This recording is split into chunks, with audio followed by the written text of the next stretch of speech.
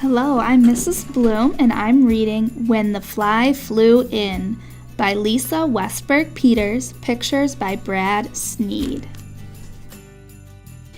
In a quiet room, a dreaming dog wagged his tail. A fuzzy cat snoozed, a plump hamster napped in a shoe, and a sleepy parakeet whistled on the bedpost. "I can't clean my room," a child whispered to his mother. "All the animals are sleeping. I'll clean it later." When a fly flew in, the dog opened an eye, wiggled a whisker, and then leaped up to catch it.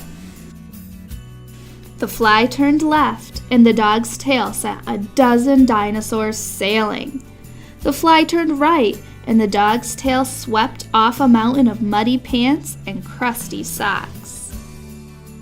The fly turned in circles, and the dog's tail pushed off a pile of moldy apple cores and banana peels, but the fly was always one turn ahead of the dog. When the fly buzzed by the cat streaked after it. The fly zigged, the cat zagged. The fly zagged, the cat zigged. But the fly was always a zig or a zag ahead of the dust mop cat. When the fly stopped to nibble on a cookie crumb in the closet, the hamster took notice. The hamster didn't care about flies, but he did care about cookies. He shooed the fly away and ate the crumb in the closet.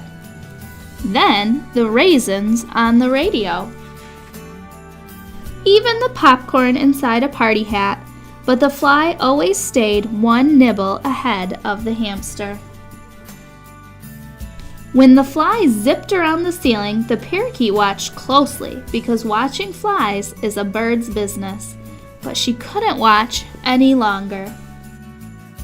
Zoom! She swooped into a corner full of cobwebs. Zap! She flapped behind the curtains, thick with more webs.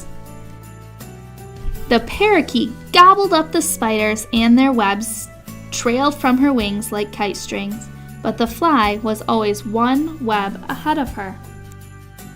In a quiet room, a dog twitched his tail as he dreamed about flies. A cat curled up, her coat licked clean.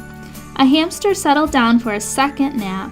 A weary parakeet fluffed her feathers. The fly flew out. The room was clean.